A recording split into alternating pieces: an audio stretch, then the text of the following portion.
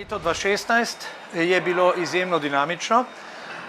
Rezultati naše firme kažejo, kjer jih zaključujemo konec februarja, da bomo najmanj ponovili odličen rezultat iz lanskega leta. Rasti glede na lani ne bomo beležili tako velike, lani je bila 45%. Letos smo predvsem vlagali v organizacijske spremembe, v vitko proizvodno.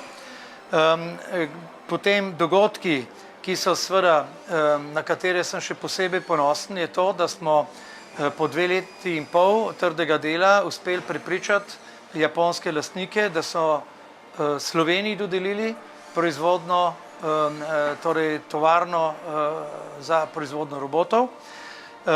To je ogromen projekt. Zraven tega projekta smo dobili še tudi raziskave in razvoj, ki nas bo še bolj upelo v inovativno okolje, razvojno okolje, sodelovanje s fakultetami in inštituti. Potem smo seveda ponosni na to, da smo zmagali na 2 razpisih pametne specializacije, tako na Ministrstvu za gospodarstvo, kakor Ministrstvu za šolstvo. Potem smo ponosni na prejem nagrade Srebrno priznanje za inovacije Gospodarske zbornice Slovenije. Skupaj smo kandidirali za firmo Svatkomet in to nagrado priznanje dobili.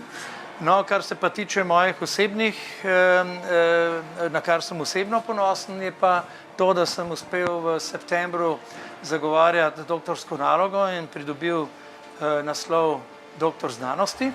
In pa še posebej sem pa ponosen, da mi je Zveza strojnih inženirjev na Akademiji strojnih inženirjev podelila priznanje za globalnost slovenskega inženirstva. Seveda sem na to zelo ponosen in se bom potrudil, da tudi s prihodom nove tovarne bo ta globalnost še večja. Mislim, da bi s tem, če zaokrožim 2016, lahko rečem, da je bilo zares uspešno leto. In pričakujemo, da bo 2017 pa leto polno izzivov, saj moramo postaviti novo tovarno za robote.